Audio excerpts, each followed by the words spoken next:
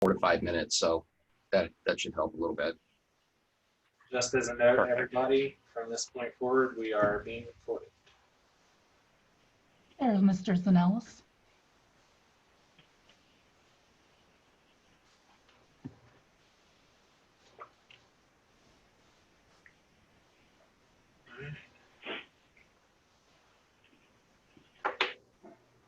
On your cue.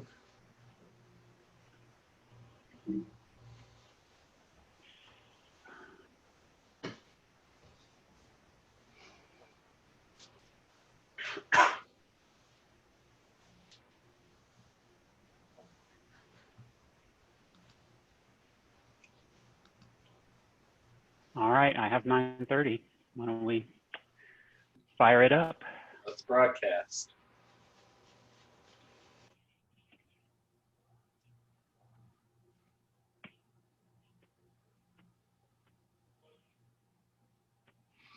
All right, so I believe we're streaming now, and folks are coming in who registered. I'm going to give that process a couple of, maybe a minute or so to play out before we get going.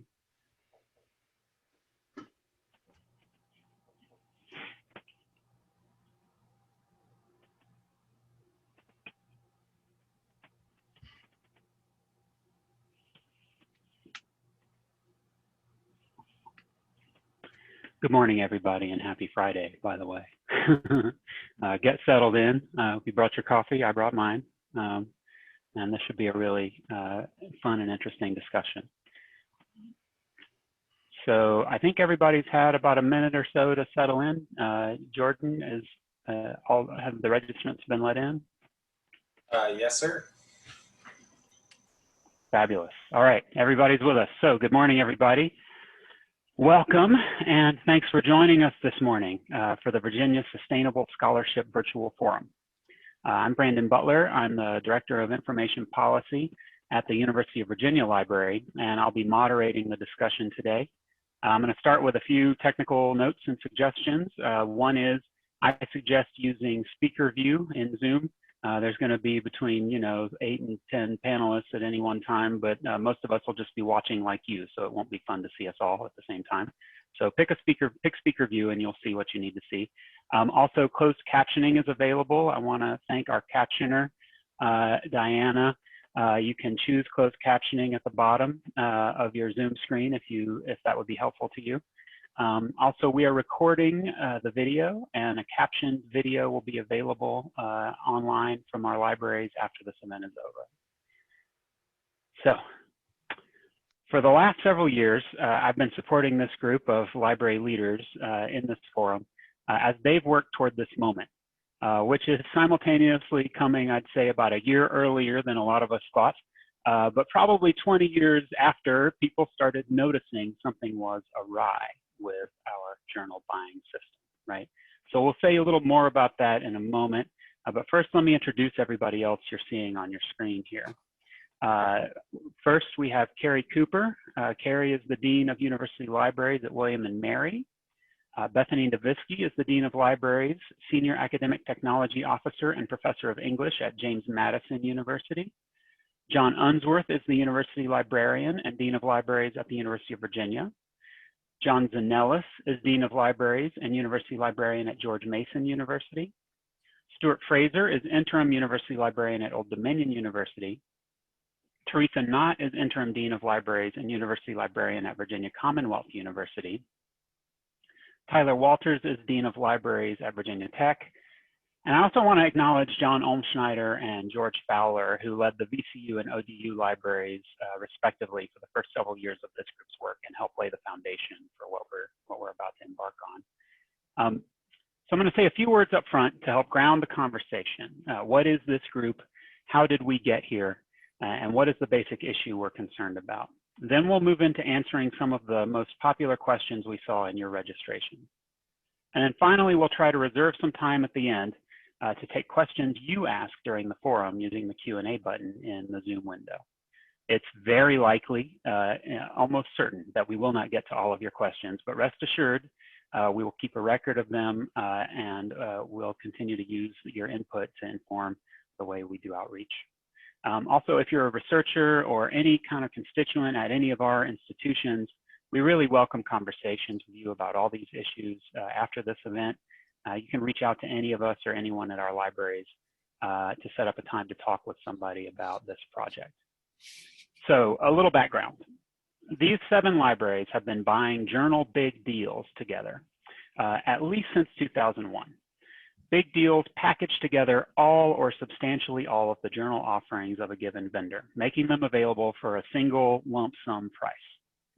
Since about the turn of the century, these deals have consumed an increasing portion of library budgets, including ours. Since 2016, when we all signed our last big deal with the vendor Elsevier, we've been preparing for a paradigm shift in our approach to these deals. The writing was on the wall back in 2016. We simply could not meet our mission as libraries in the future if we continue to devote a large and growing portion of our budgets to just a few commercial vendors and their big journal deals. So we've started conversations across our campuses, meeting with our presidents and provosts, deans and department chairs, researchers, grad students, and students to build understanding of this kind of broken system we're going to describe to you today and that we hope to start to change. We've disclosed key information about our budgets, including how much we spend on these big vendor deals and how quickly that number has grown over the years. We've been building capacity in our libraries and collaboratively across them to support ways of accessing this literature without subscriptions. We've gathered a massive data set from multiple sources to help inform our decisions. You'll hear a lot more about all those things as the program unfolds. Our biggest deal by far is with the mega publisher Elsevier. Our current Elsevier contract runs through December 2021, but due to the budget impacts of the COVID crisis, we've asked Elsevier to start working with us now on a new approach. We sent them a letter on Monday, and we look forward to starting our conversations with them. Obviously, we can't tell you our bargaining strategy in detail, right? But we can tell you that the status quo is unacceptable. And we can share some of the values that inform us as we seek a new way forward. We can tell you a little more during this event about how we've prepared ourselves to make a better deal this time than we have in the past. We're pretty sure our friends in Elsevier are watching this forum, or they'll watch it later. And we hope they'll take away from it that we're prepared and even kind of excited to talk to them about recalibrating a pricing model that we know, their new Elsevier recently compared to throwing a bowl of spaghetti at the wall. So finally, before we get into questions, I want to acknowledge some guests we've invited to join us. The University of North Carolina, Chapel Hill, broke up its Elsevier big deal earlier this year. And one of the architects of their strategy, Nerea Lamas, is with us today. Thanks for joining us, Nerea. And the Texas A&M University Library is part of a massive new coalition of Texas libraries and institutions that's currently negotiating with Elsevier. And David Carlson, the Dean of University Libraries at Texas A&M, is with us today. So thanks for joining us today, David. I also want to acknowledge friends in the audience from Florida State University, the University of Missouri, University of Maryland, MIT, and the SUNY system, all of whom have been down this road of reforming their approach to the big journal deals. To the friends and forebears in the audience, we could add 100 or more libraries, universities, and even entire countries around the world who've said enough is enough. The old big deal model is broken. They've made this path much easier for us to follow by walking it ahead of us. So now I'm going to ask the deans a series of questions based on the questions that you all submitted in your registrations. And the first one is a big one. What are the values that are guiding our decisions about big deals and sustainability of scholarship in the future? And first, I want to ask Carrie Cooper to start that answer. Thank you, Brandon. Equitable access is where I'd like to start. It is consistent with the ethos of librarianship. As public institutions, it is our responsibility to make sure that the scholarship that's produced by our faculty and staff is accessible and that it can have the most impact. Access to knowledge improves and saves lives. And paywalls are a barrier to that access, and high paywalls are a barrier to that access. One great example is the community's response to COVID-19 in the spring, when all of our students were sent home, our libraries were locked up, And we saw our research community come together and bring down those walls, and it was quite remarkable. And so we should learn from this crisis and make equitable access the norm. Thanks, Carrie. And so John Unsworth, I wonder if you could say a little bit more about another value that's driving us here.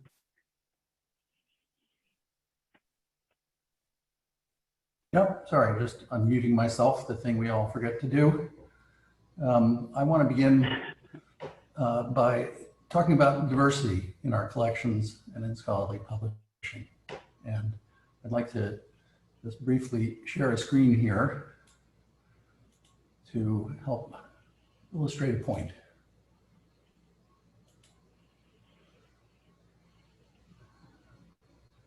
So this is a blog post from 2012 by Dan Cohen, my counterpart at Northeastern, illustrating what he later comes to call the Wilkins Profile. This profile is a library-specific graph that shows how many titles in a library's collection are held only by that library, only by a few libraries, by many libraries, etc. In this visualization, a left-leaning library is one with many unique holdings.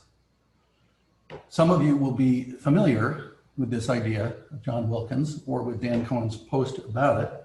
There are many nuances to the data, but my point in presenting these visualizations is to say that in general, faculty value uniqueness. Of course, they want what everyone else has, but what should distinguish their own library's collection is that it is uniquely attuned to their interests and indeed reflects the history of those interests over time. As with special collections, what draws researchers to one library rather than another will increasingly in an open access future be those things that are uniquely available in a particular collection. Unless you think that this is a notion only for the likes of Harvard, I want to present one other screen share just briefly.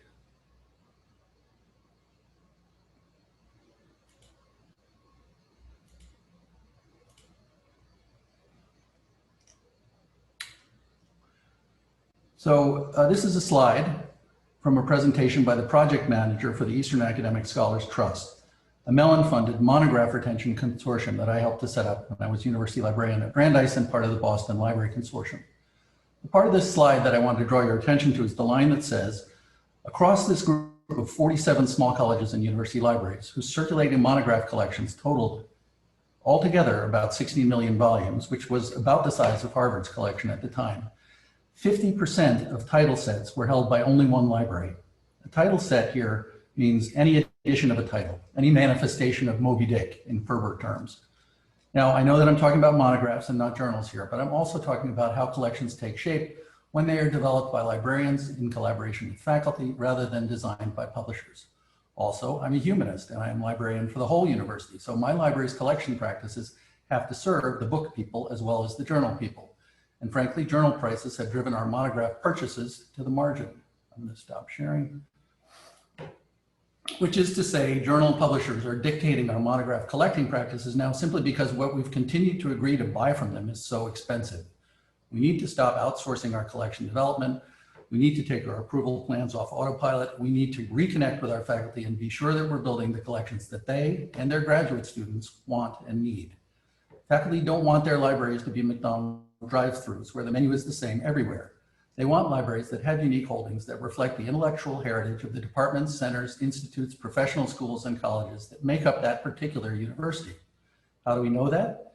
Because even in small libraries like those of East, who didn't plan together in any way until East, it was clear that before the distorting influence of the big deal hit their library budgets, their collection development had been surprisingly left-leaning, in John Wilkins' terms. In the Virginia context, all of our campuses support diverse research interests. ODU has the state's first library school. Virginia Tech has great depth on the bench in engineering.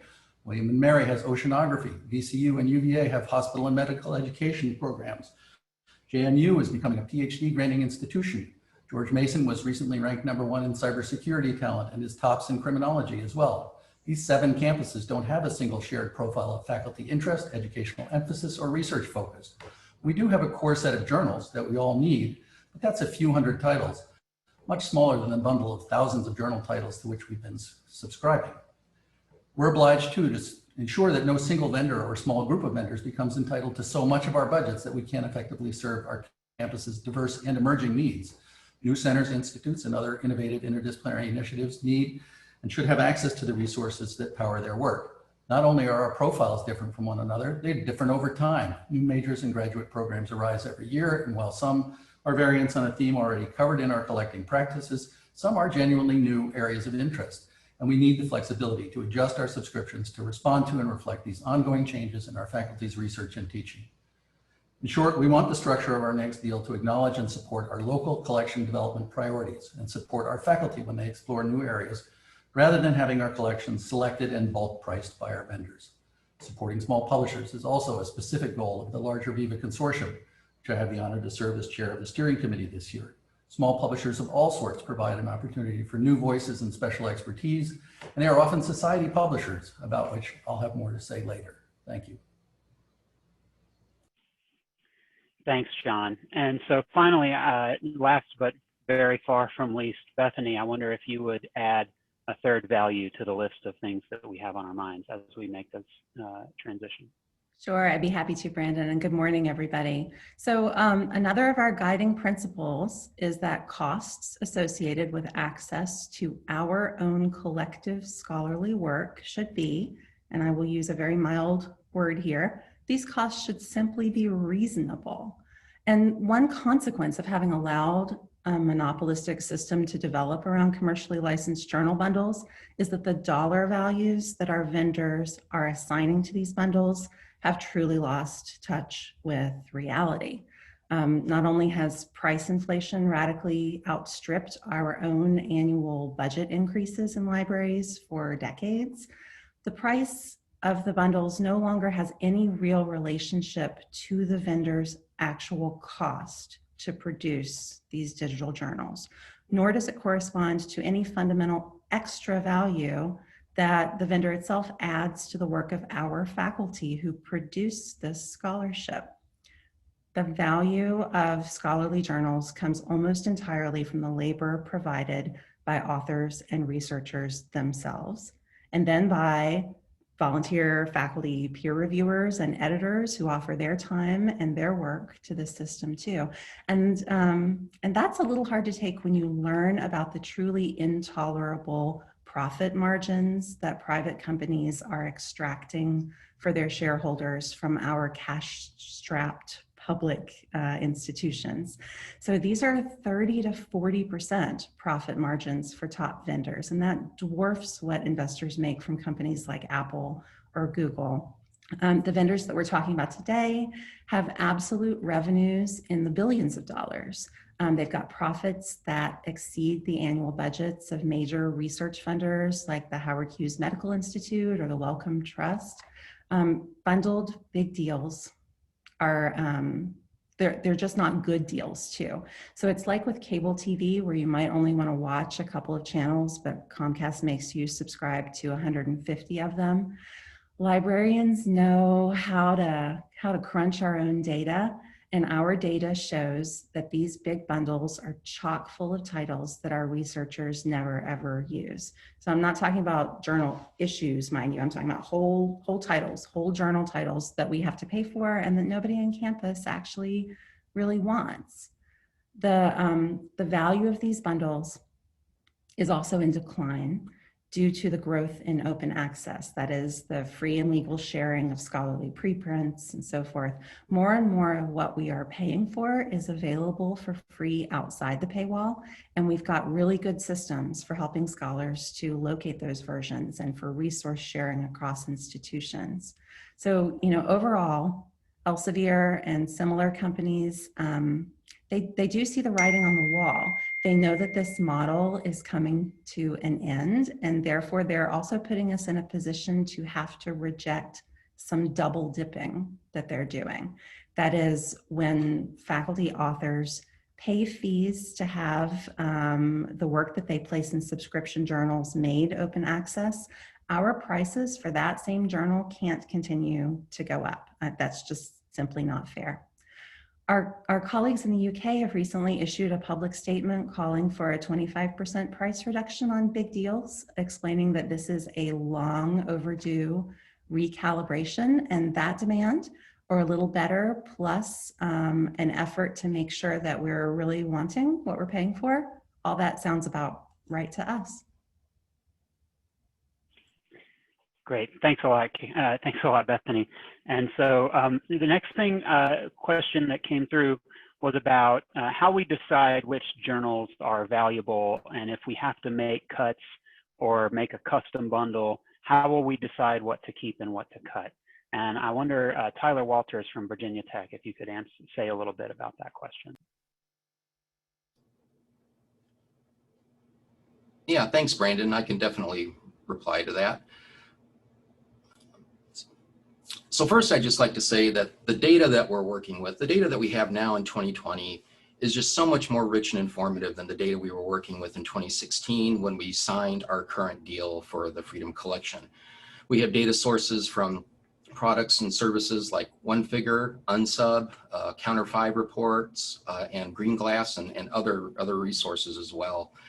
So when we think about what is a subscription, just to ask that basic question, we know that there's really, it's very familiar to us all, but it's really just one way of providing access. And for low use titles, to pay as much as we are to have something ready, online, available to get at any time, when it's barely, if never used, is just an extremely expensive way to go about doing it. So how do we know a journal is worth our while?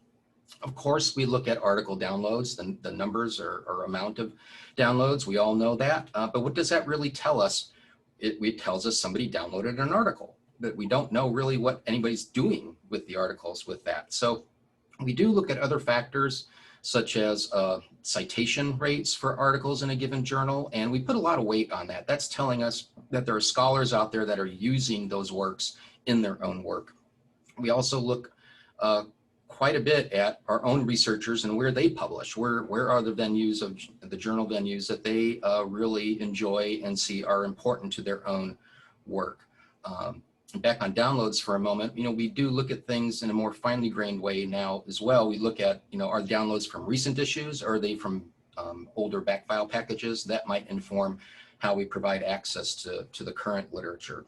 Another factor we work with our faculty on is to understand the preponderance of instant access that's needed from a given journal, or can people wait a day? And that too might tell us something about how we provide access to it. And another panelist is going to talk more about these modes of access, so we'll get into that a little bit later.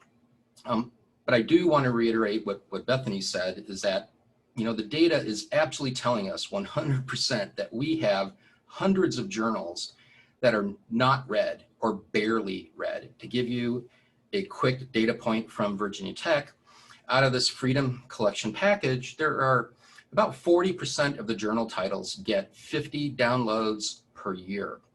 So that means on average, there's 40% of these journals get a download per week from our entire university community. That's all the students, all the faculty, all the staff. So that is barely being used, and we just don't want to pay this rate for it anymore.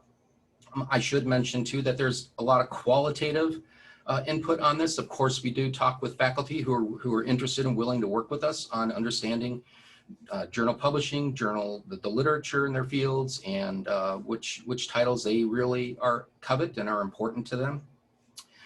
So maybe let me go back to the very beginning of the question for just a moment, because the question was, how are we going to pick titles? And I know people want to know, well, how many titles do we think we're going to end up with? And I just honestly can't answer that, because we just don't really know how many titles in the end we're going to have. But I would say, the work that we've done here is we think we can provide about 3/4 of our usage online for a far smaller cost. And we feel confident, I think, as a consortium, as a partnership here, that we can do that. We can still provide a good bit, a majority of online access for a much smaller cost. Great, thanks, Tyler. And that leads very directly to our next question, which is, if it turns out that negotiations play out in such a way that some titles are no longer part of our subscription bundle for any particular deal, what are some of the ways that folks can access content after a subscription is canceled? And I want to ask Stuart Fraser to say a little bit about that. Thanks, Brandon. I think one of the really important takeaways I hope people get from the forum today is that subscriptions are now, as Tyler touched upon, only one of several lawful means to access scholarly materials, scholarly content from Elsevier and from others. We are committed as a group and each of our individual libraries to continuing to meet the research needs of faculty and students at our institutions using a more flexible array of methods. We believe strongly that through that process, we will achieve a more cost-effective operations. So among these methods of access, for one thing, many of the contracts that we have engaged in with vendors of scholarly content like Elsevier include perpetual access. And so what that means is that content that we purchased online access to is and will remain accessible to us even after our existing contract expires. So in a lot of those cases, what would be affected by a loss of subscription access would be access to new materials. It would not necessarily have an impact on access to backfile, to older materials. And that varies from contract to contract, so in each case there would be some variation. But in many cases there would be perpetual access to material that we licensed, purchased in the past. The second means of access, which I know many of the faculty who may be attending and others are well familiar with, is Interlibrary Loan. Basically, Interlibrary Loan is a long-standing resource sharing process with very mature partnerships and a increasingly innovative and robust backbone that allows libraries to share material with one another. And it was created really to meet the needs of libraries to have access to scholarship that is published in journals that are not widely needed at their institution, but are occasionally needed. So basically, resource sharing through Interlibrary Loan was designed as a way for libraries to share those libraries with subscriptions to journals that are essential to programs that they're offering can share with other libraries that may not have programs that would require or demand lead to them subscribing to those journals. Viva and our libraries in VRL are implementing a variety of expedited interlibrary loan processes. Rapid ILL is an example of one that Viva is working on a group license for. And these have sped up the turnaround time on interlibrary loan significantly. In many cases now, interlibrary loan systems allow for a turnaround time of under 24 hours. And so that is another important lawful way to acquire content in the event that subscriptions are no longer in place. And then the final piece of this puzzle, well, there are actually two, jumped ahead a little bit. The next piece is open access. And these are the platforms that many of the institutions, I think all of the VRL institutions have them, and Viva is also looking at some things across the board for all the institutions in Virginia. Repositories are locations where either working papers, preprint versions, or if the publisher allows, final versions of scholarly content can be hosted and made accessible at no charge to usually without restriction.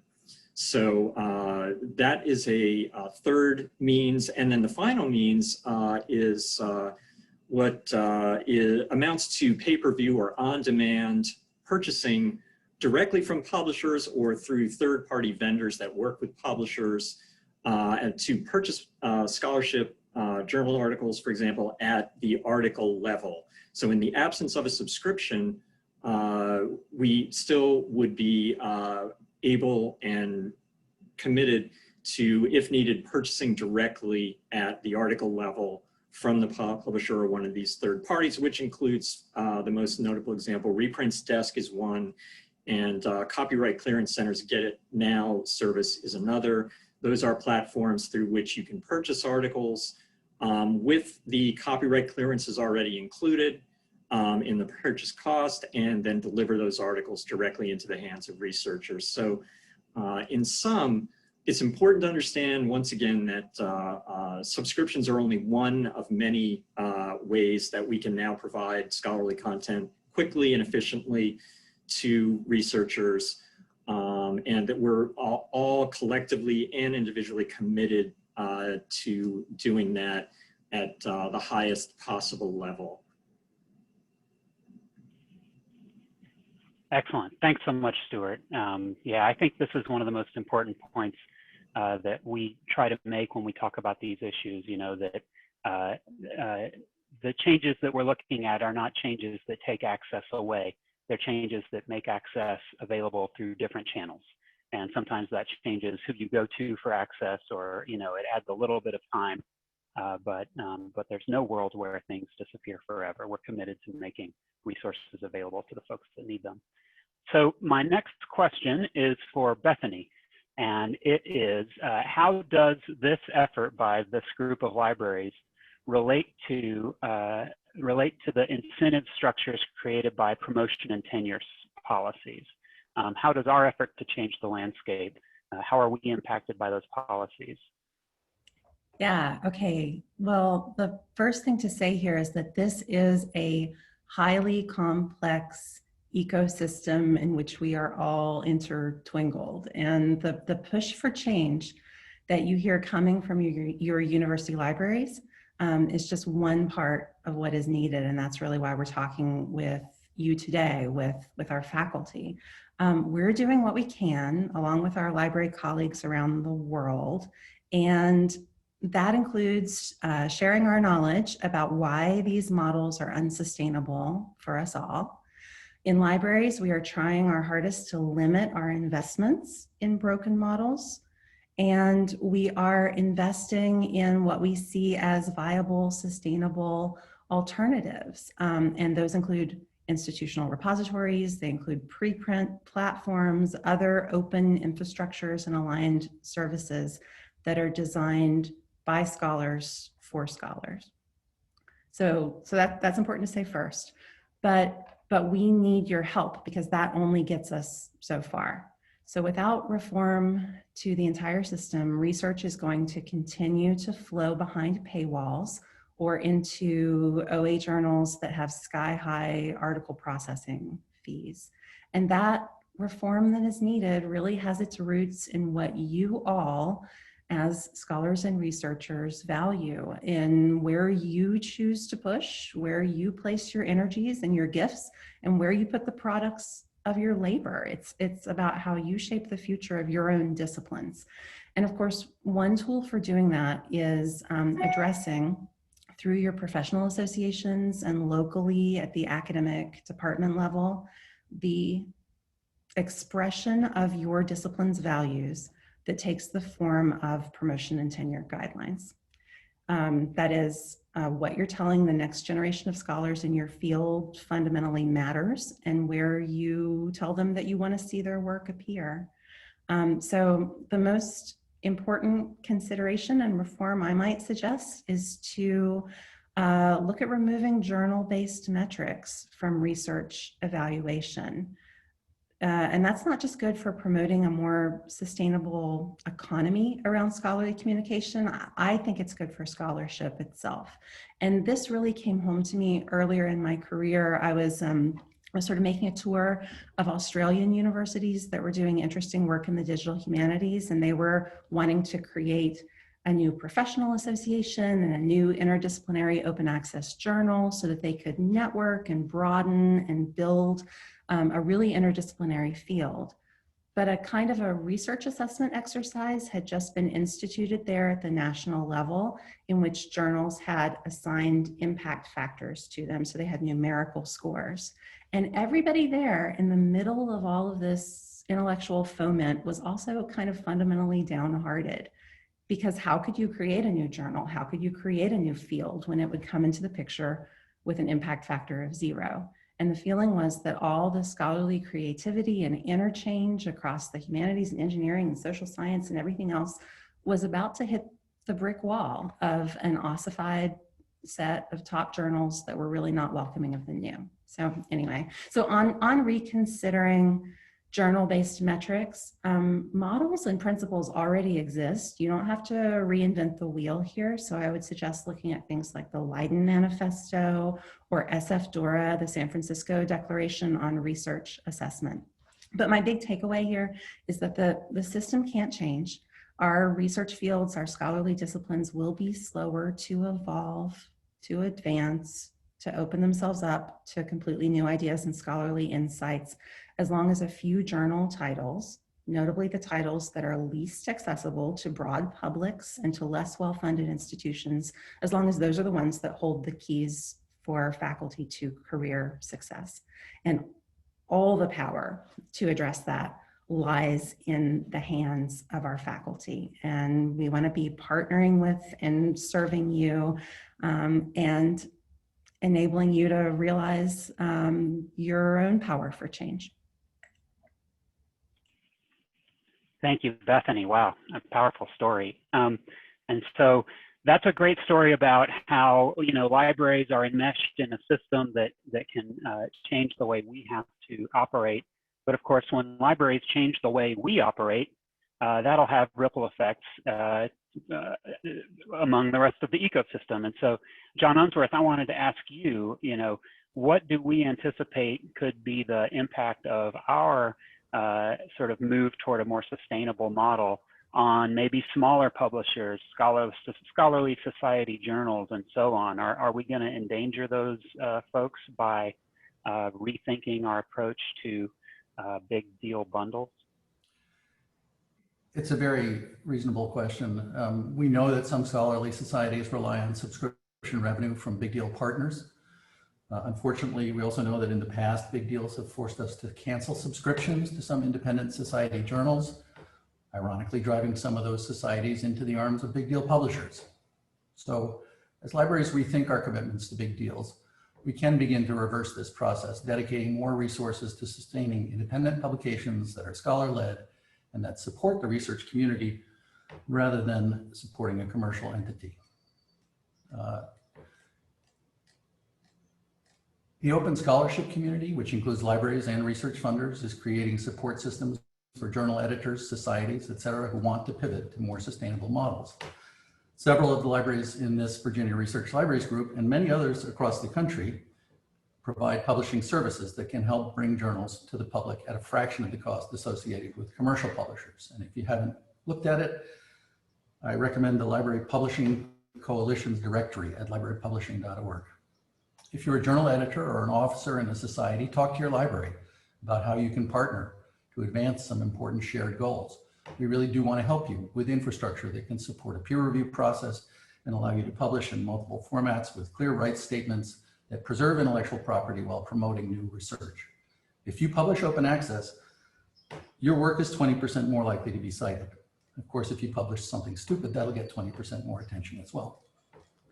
I do want to say a word to small scholarly publishers in particular, though, based on my experience with two pretty small scholarly publishing enterprises. The first is the Text Encoding Initiative.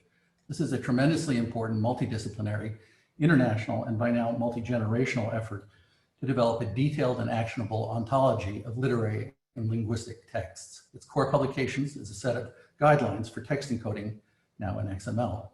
The TEI has existed since the late 1980s, and when I incorporated it as a nonprofit membership organization in 2000, it was a very important question whether or not to charge for access to the TEI guidelines. We chose to do so only for print and then at cost and in partnership with the University of Virginia Press.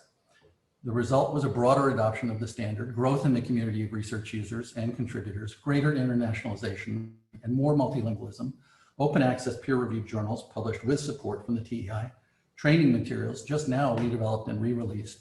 In short, a vibrant intellectual community that is not dependent on journal income.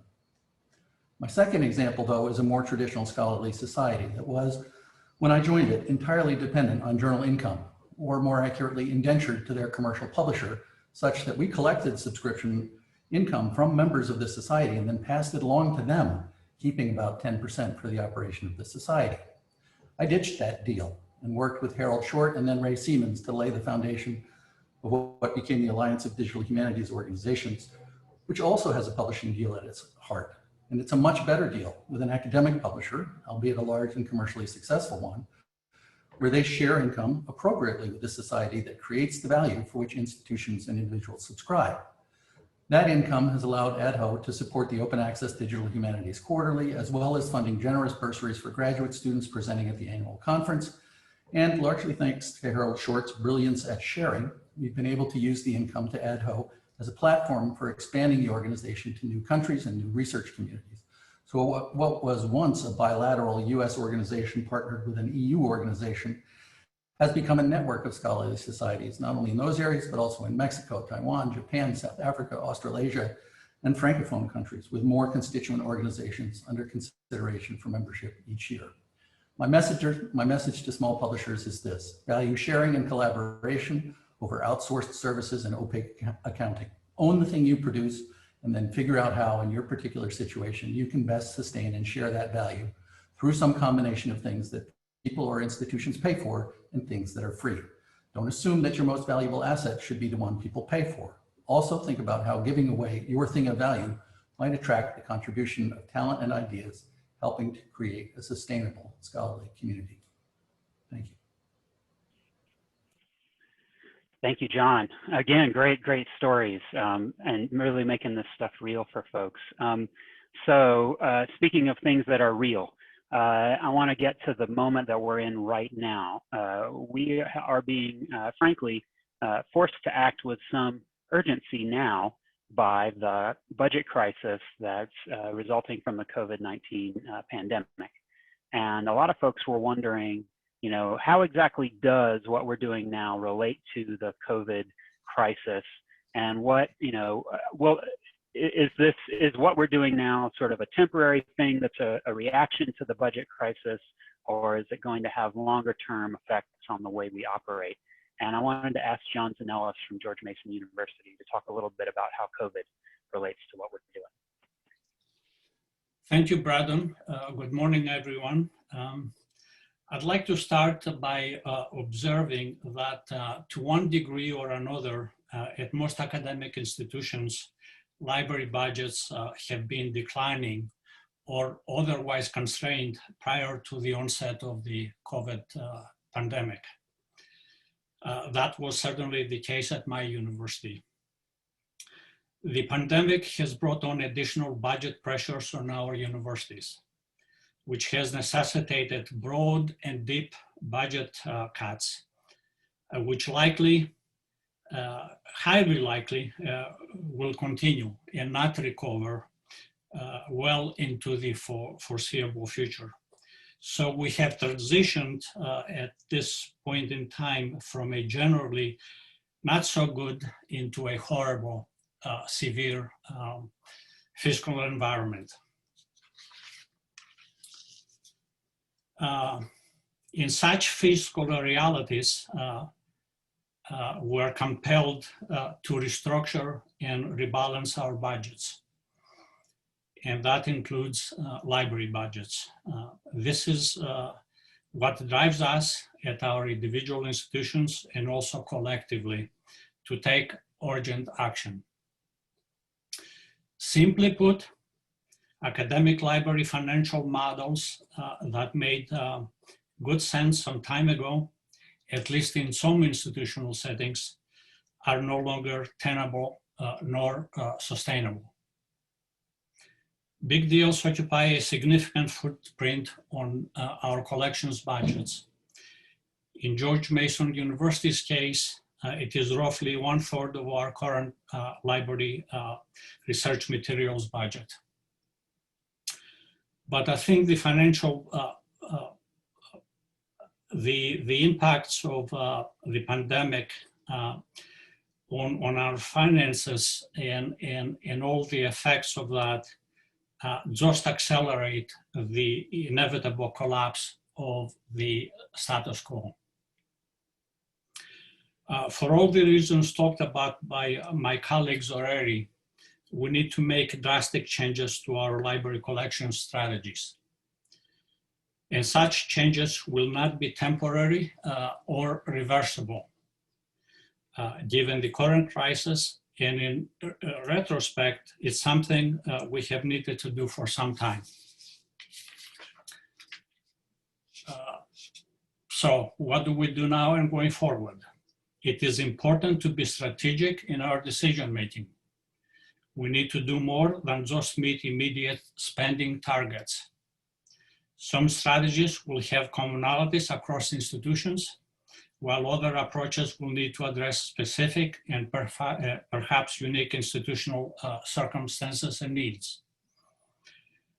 As we discontinue big deals, we need to allocate funds to cover costs for other forms of access. For example, interlibrary loan and document delivery, commercial article purchases, tools for discovery of open access content, and so forth. Based on reports by some institutions, we have already departed big deals. We know the costs for alternative access are more manageable.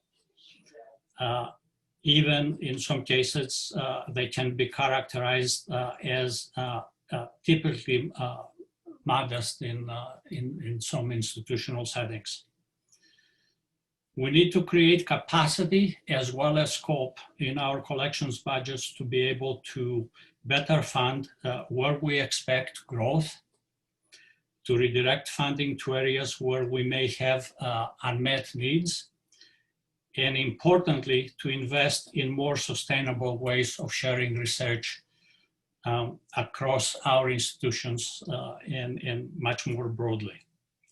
So in concluding my remarks, I would say that we are at a point where most, if not all of us, are faced with the stark reality of significantly diminished budgets.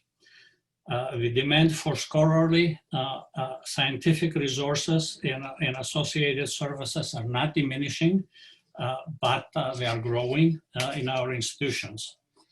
So the game plan that worked relatively well for many of us in the past has to be recalibrated and changed to more effectively respond to the current and future challenges. This is inevitable.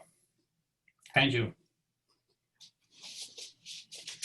Thank you so much, John. And so the next question I want to ask relates to the way the complicated, we've been talking a little bit about how there's a kind of complex ecosystem here.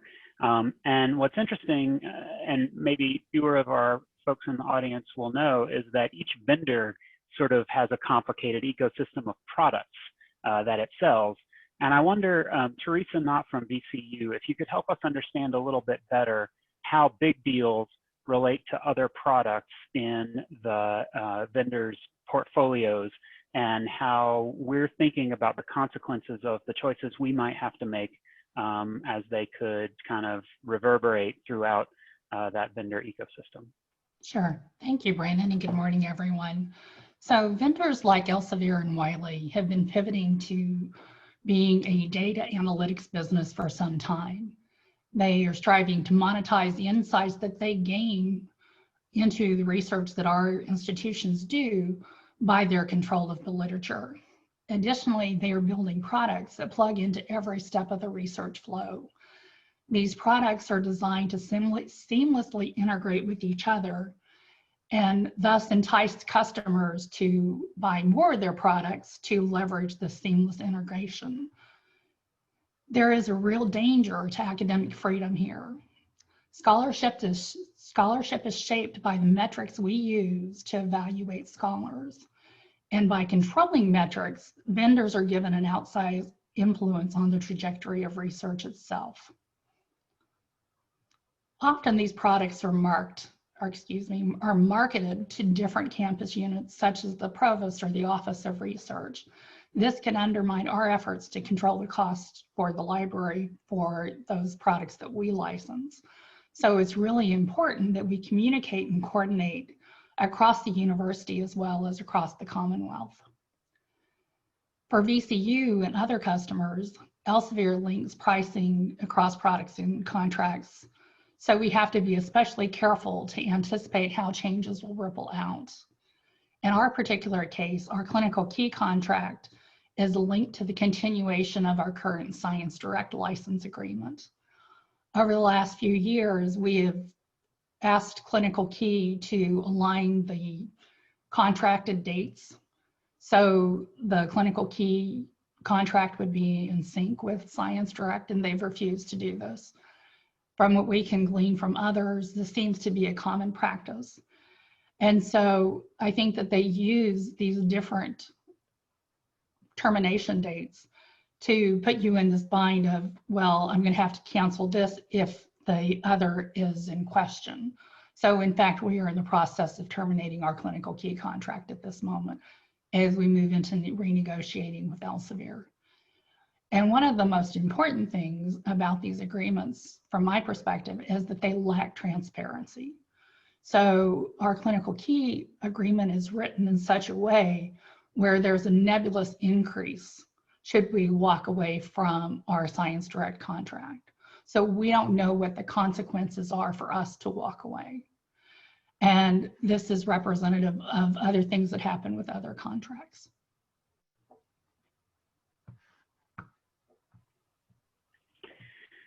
Thanks, Teresa. So this is a complex system. This is a really complex system that we're working in, and you know, that's part of why it's taken us a while to think through what to do. But we're feeling pretty good about where we are now, and we're also starting to think about the future. And I wanted to ask Carrie Cooper to kind of bring us home here and talk a little bit about what a sustainable future might look like.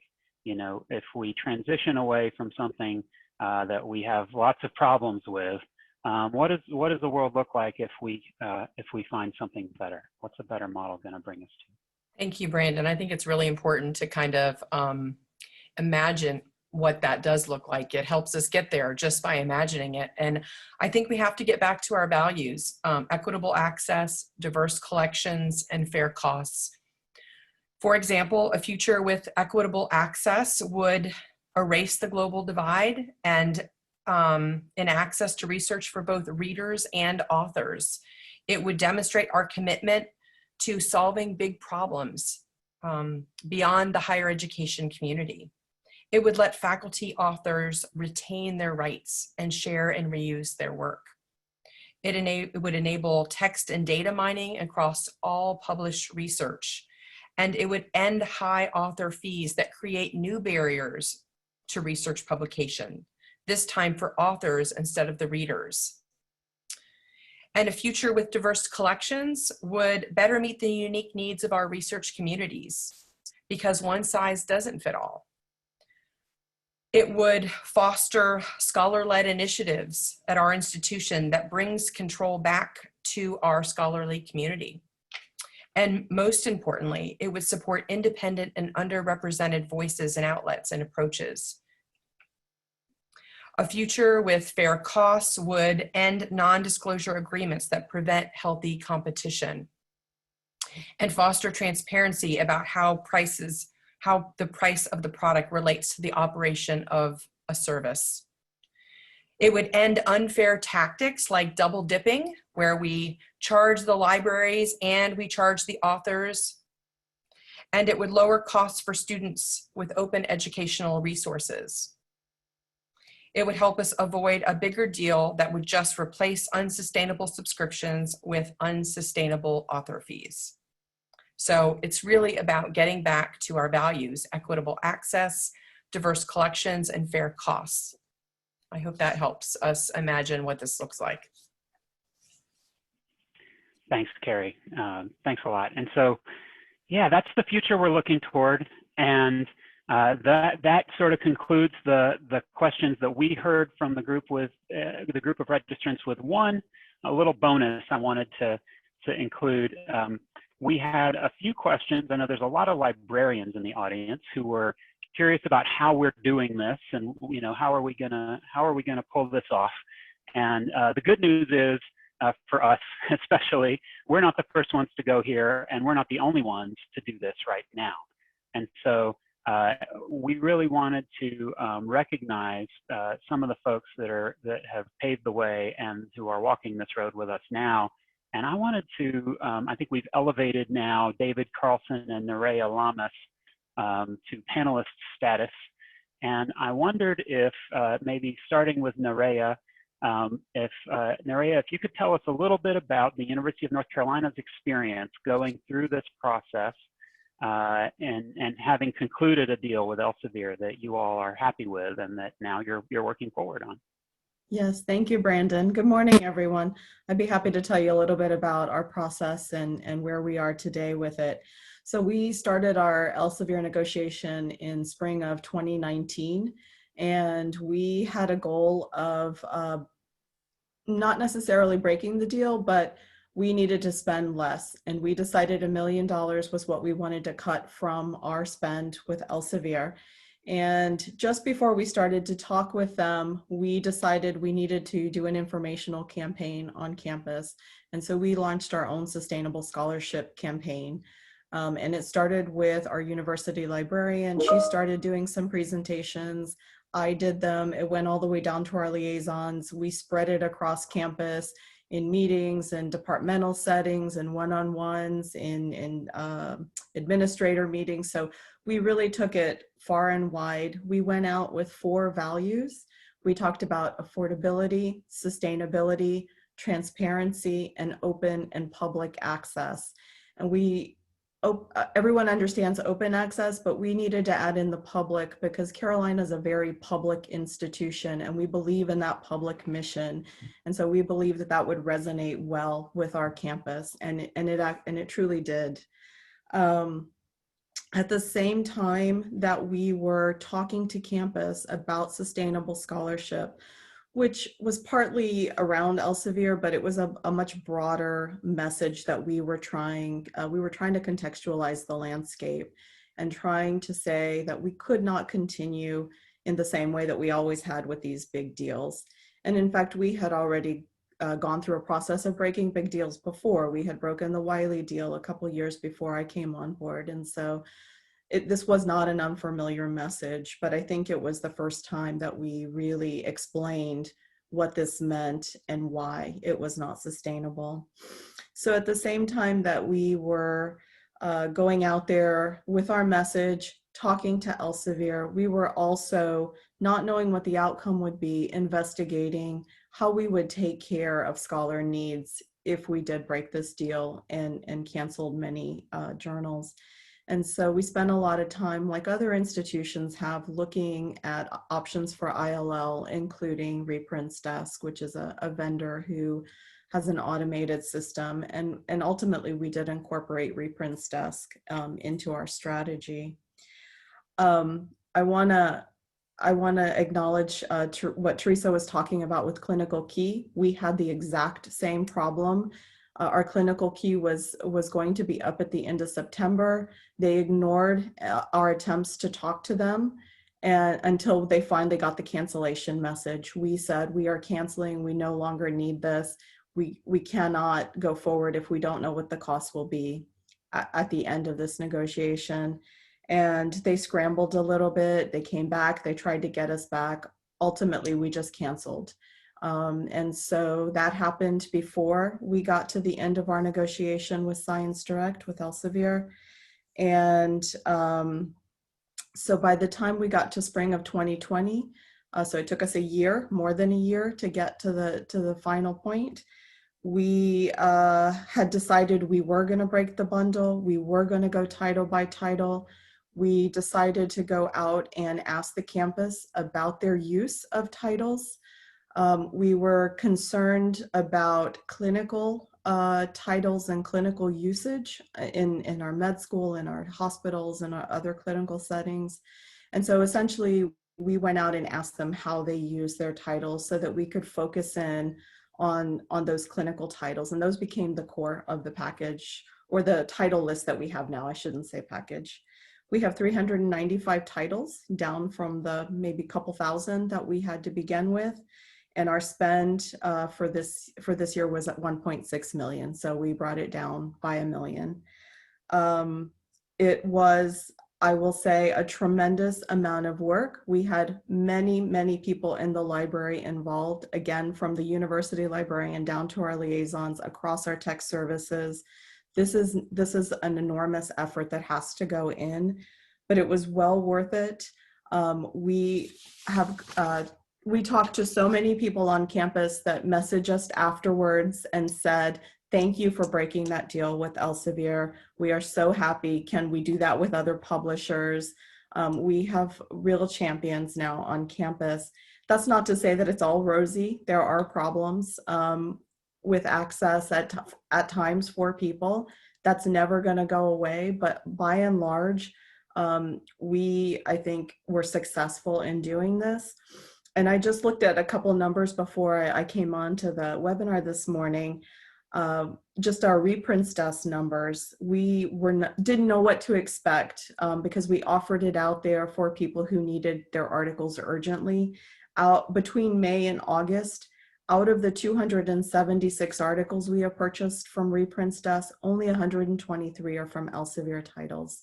So by and large, the needs are being met through regular interlibrary loan, through our historic access. So as mentioned earlier, we have permanent access to back files.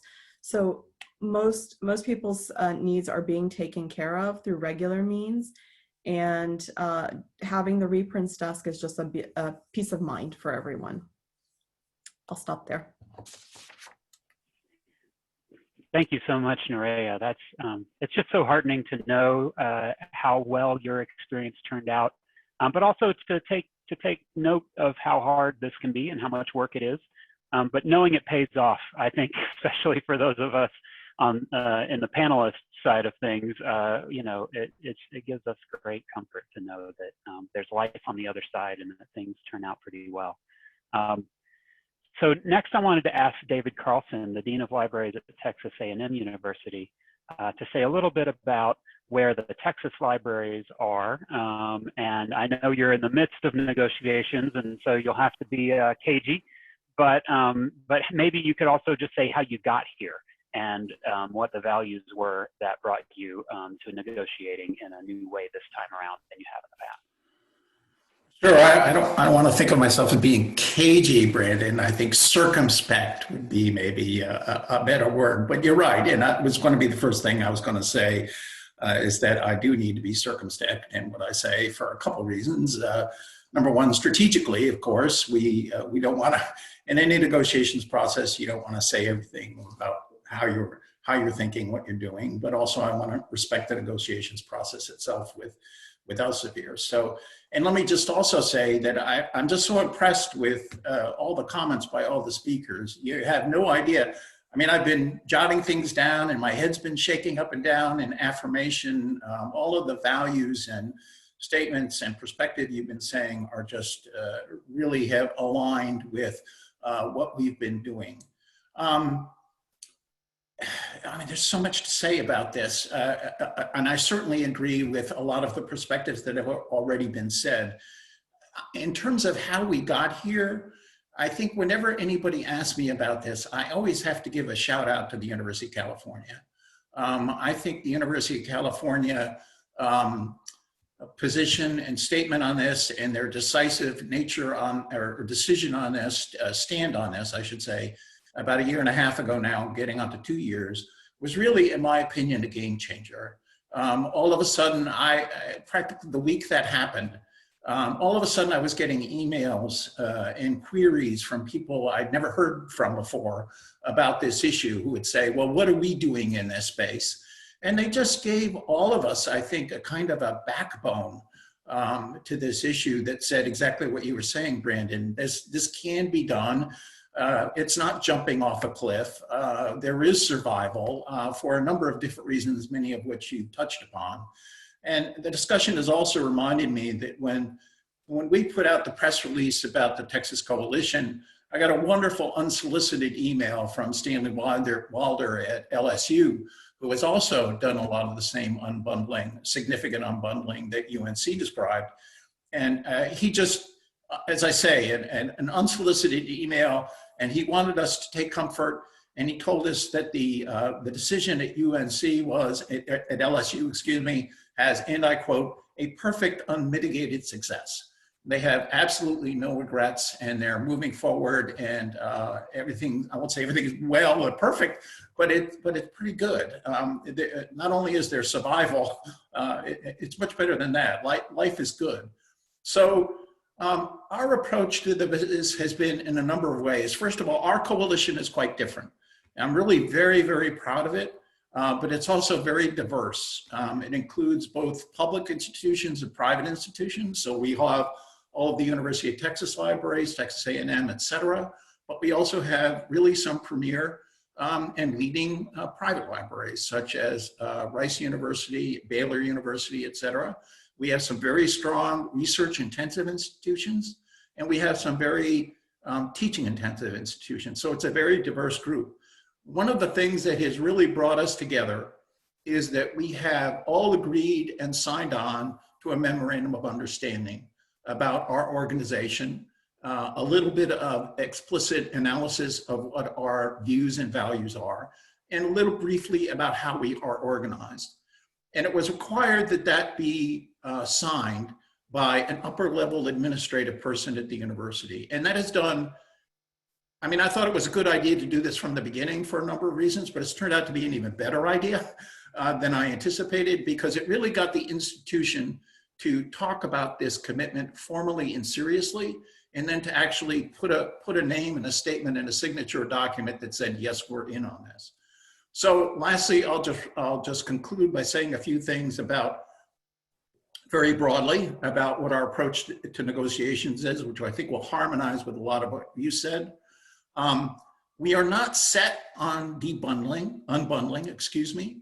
We are not set on withdrawal or walking away from negotiations. We are not set on a transformative agreement, but what we are set on is change. We think it's high time for change, substantive change.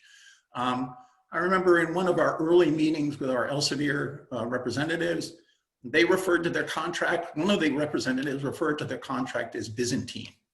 I think this was a frank moment, and I agree with them 100%. We have contracts that are based on decades-old commitments of print subscriptions.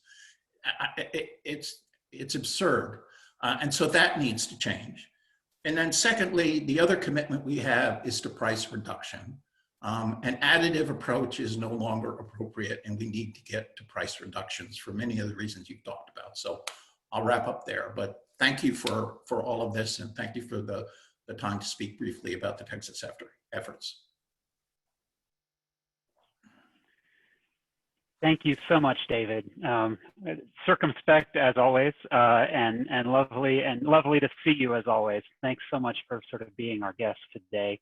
And you know, I think we probably we are very much aligned with the Texas libraries about what the priorities are and what we're looking for. So that thus ends the planned portion, the scripted portion, if you will, of the program. And now we've got actually a substantial amount of time, which is lovely, to hear from your kind of live questions during the forum. And so I've got in front of me here a list of some of those questions. And I wonder if we could start with a question for, actually, we'll bring in one, perhaps, let's see, we're testing the tech here, but we've got a little time.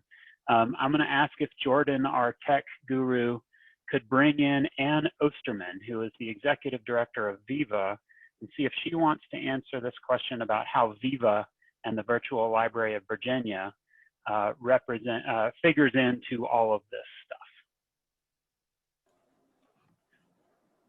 I don't Let's see. see. Ann, we're putting you on the spot, if that's okay. And we see you, or we heard you momentarily.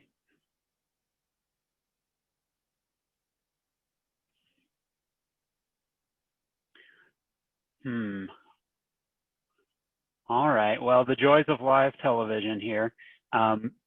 We might then. Yes, John.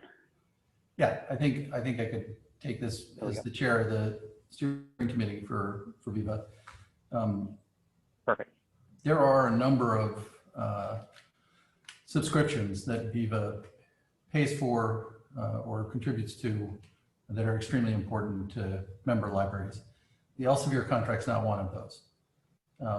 And I guess in this context, that's the most important point.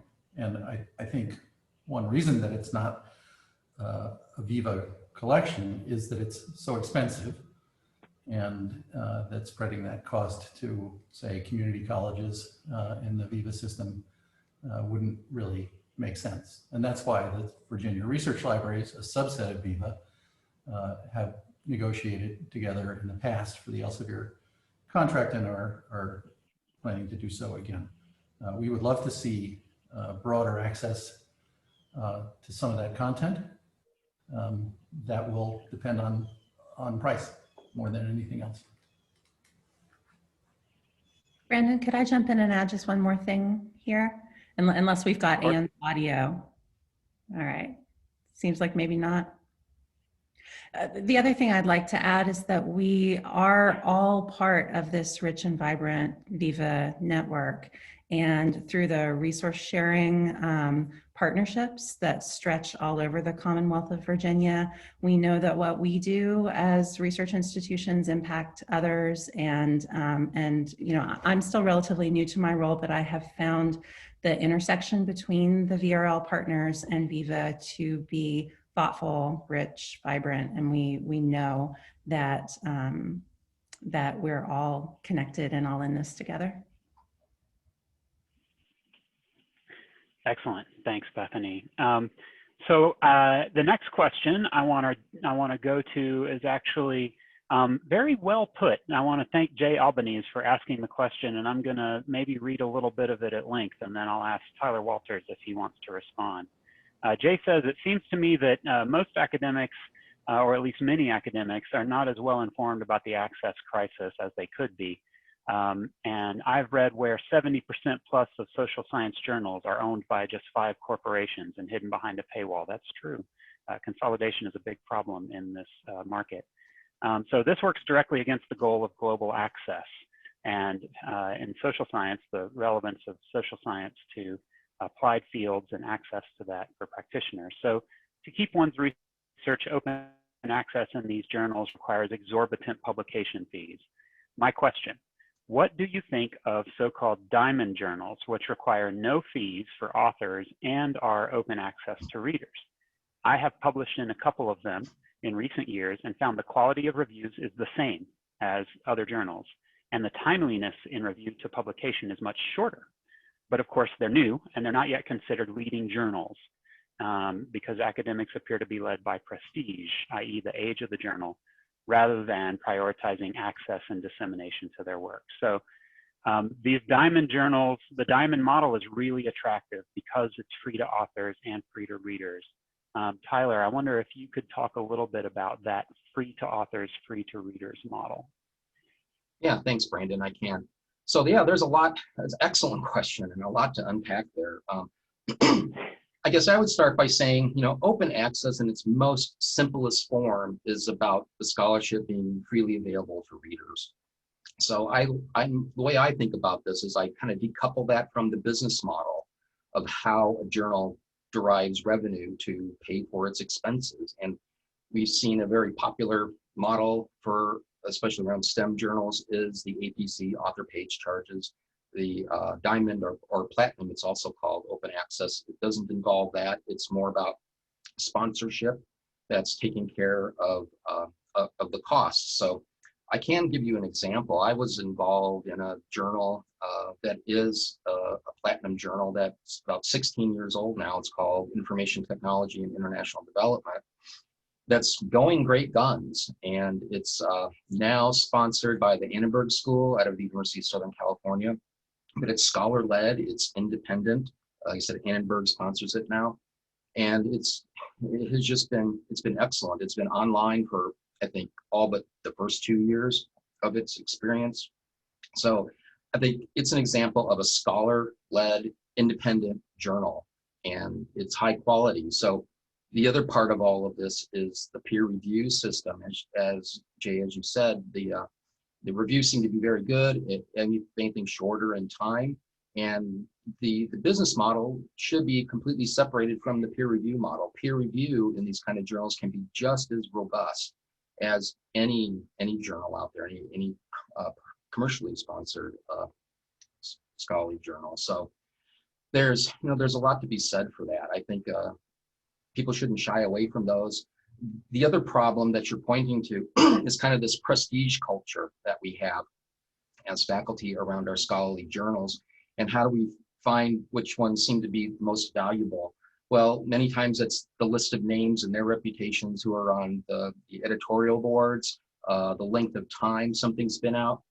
But I think we need to be putting increasing value on journals that help us, meaning universities and our faculty, to get new scholarship out there in a broad and fast way. I mean, that's where we have the most impact to society, especially as a public university here at Virginia Tech. We serve the state, we serve the world, and it's about getting new research out there so it has that positive impact. It helps the people who need it.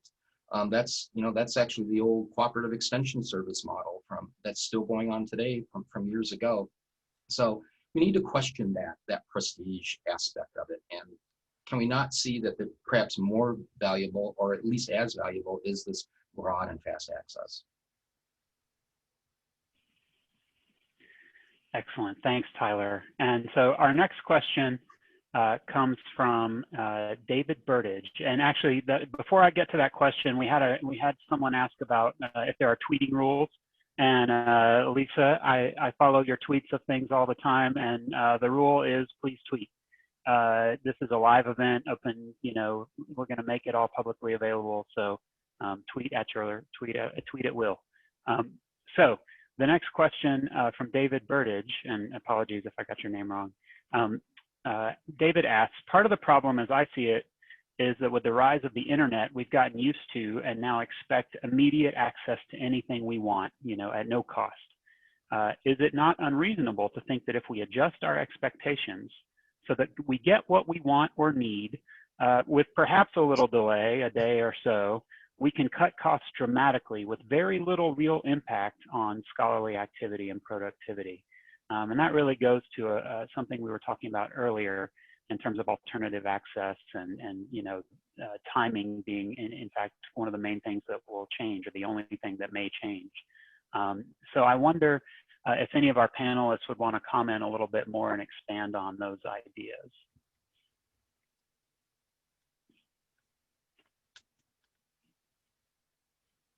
Sure, I'll jump in. I just want to say thanks, Jay. That's great.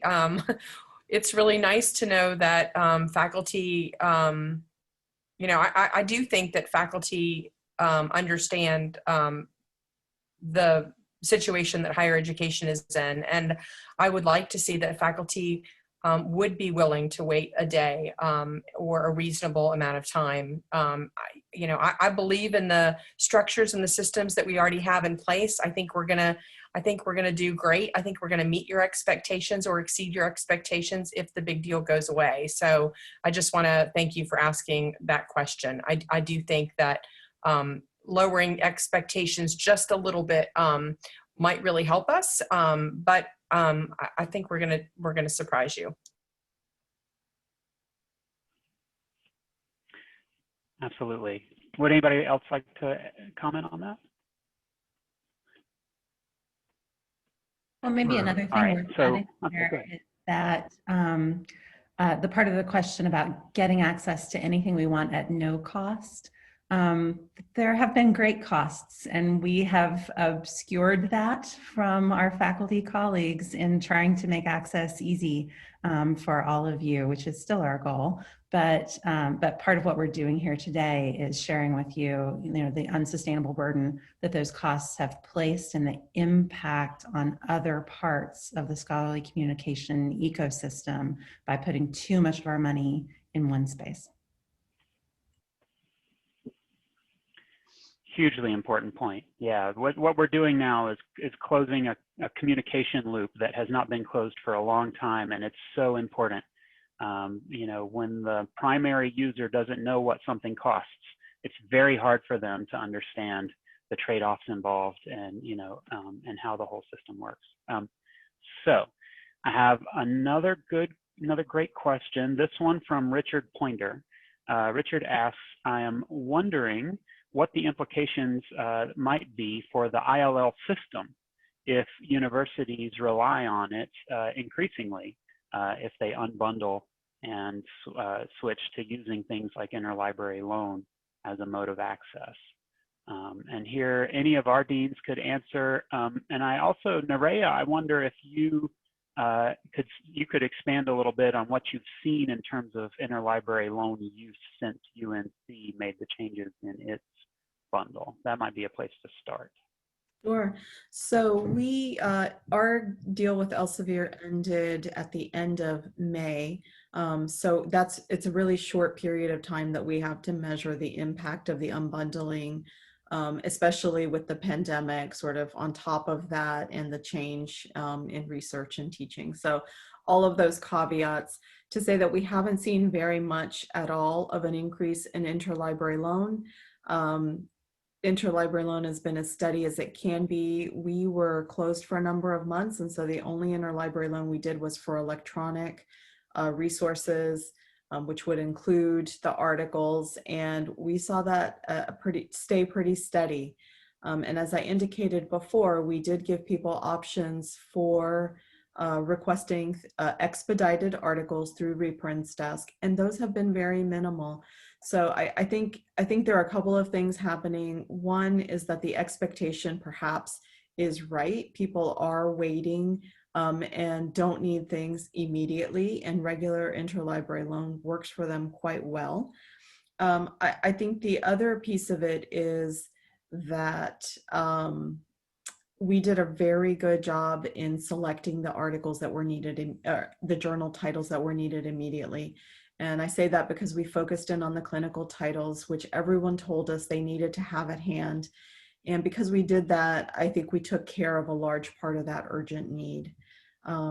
So from our perspective, interlibrary loan works well. I do have questions around long-term. How well will we do as we all start to unbundle and cancel? How much access will we have? But I think it's hard to tell at this point in time. Thanks so much, Nerea. Yeah, that experience is consistent with what's been published. Lots of libraries have been down this road, and there's pretty deep research from folks that have been down this road for a few years, and they look back and they still see that, if you, as you say, if you choose wisely in the things that you keep, the interlibrary loan volume is actually quite modest. And that's just another kind of proof of something that we said earlier in the presentation, which is a lot of the stuff that we're paying for right now, people really don't read that often at all or ever. So when we cut those things, it turns out nobody comes looking for them because they were never reading them in the first place. So I want to go down to another question. Let's see, we have quite a few good ones. We have another one from Lisa Henschliff about Viva and Wiley. So Lisa says, Viva had a Wiley agreement that funded open access publishing. And is there a goal to support open access publishing in Elsevier journals or other journals, or are we focused on cutting the cost of access and saving money? So I wonder if this is a tricky question, but I wonder if anyone in our group wants to take a shot at this question of, you know, open access, big deals, and cost. How are we thinking about that in this group? Brandon, yes. Looks like Anne's successfully reconnected. If she's able to, this would be a good question for her to begin addressing. I hope you can hear me. Yeah. So, victory. Well, yeah, I think in so many ways, open access is moving that forward is critical to our member libraries, to the consortium. I think finding the right fit for that can be very challenging. We've talked about a variety of ways of doing that in terms of the large publishers getting a really good take on the holistic spend is critical in the read and publish. I'll let these folks speak to the Elsevier specifically because that's not a big deal. But we also talk a lot about controlling APC costs and really containing those. They kind of run rampant at times and there's not a whole lot of transparency. We also want to have an eye on new models for smaller publishers as well as possible infrastructure. So I think I just want to emphasize there's no doubt that open access is key to all of us in moving these things forward, but it's not always with the big publishers that we see it in the same way. And I'd love to have someone here talk about the Elsevier aspect of that.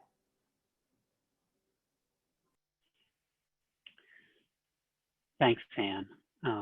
So would any of the deans in the group want to say something about Elsevier in particular?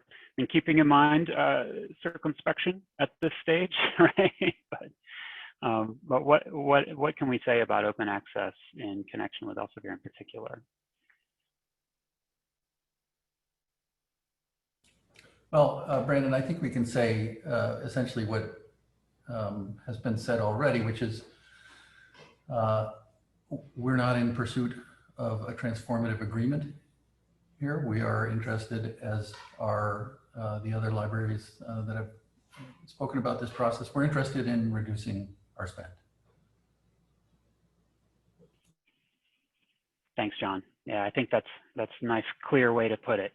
And so we've got just a few minutes left, but there's a great question that just came in from Anita Waltz at Virginia Tech about, you know, we could, now this is we're in a budget crisis and we have to just basically balance our budgets and make our way through. But if we have savings, I wonder if we can say a little bit about what we would do. I mean, part of our opening argument was things are out of balance in our collection, or they will be soon if we don't put the brakes on some of these deals. So what will we do if we're able to change the paradigm and we experience some of the savings that we've seen at places like UNC?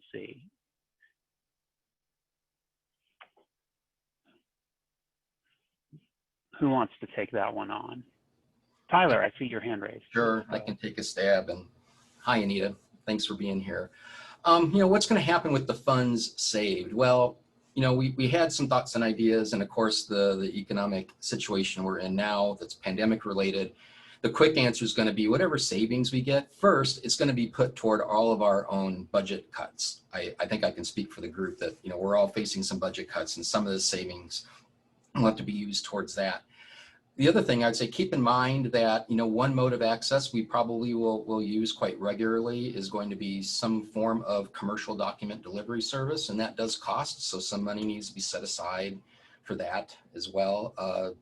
We could have increased interlibrary loan costs perhaps outside of Virginia. Within Virginia, we don't charge one another, as you know, but there could be increased costs. So I think those are some quick things that we would do. We gotta protect our budgets. We've got to think about how we fund alternate modes of access with that money as well. Excellent. Thanks a lot, Tyler. So we're coming to the last couple of minutes, and I think maybe this would be a good time just to sort of summarize where we've been, right? So these 7 libraries have been working together now for years and years. to strategize, to ensure that we're delivering the resources that our scholars need in the best way that we can to serve the full diverse range of interests, research interests on our campuses. And we are now, I think, embarking on a little bit of a paradigm shift, and we are not doing it alone. We're part of a global movement, and we're not the first ones to do it. We really appreciate the folks that have walked this path ahead of us, and we also will need your support. And so for all the folks from our campuses who joined this event today, we just really want to ask you to think about what you've heard today, talk to your colleagues about it, come back and talk to us about any questions you have, help us understand the things that you need, and just the concerns that you have. And I think all of us are really actually excited to have these conversations now about the work that we're doing together and the ways that the world is changing and that we're trying to help change it for the better. So I think I will be presumptuous enough to say on behalf of the group, as we come to 11 a.m., thank you so much for joining us this morning and for going with us on this kind of journey. And we look forward to working with you as we make these changes together and to continuing to support research on our campuses. And thank you to the deans. This was a fun conversation. Thanks everybody for taking part.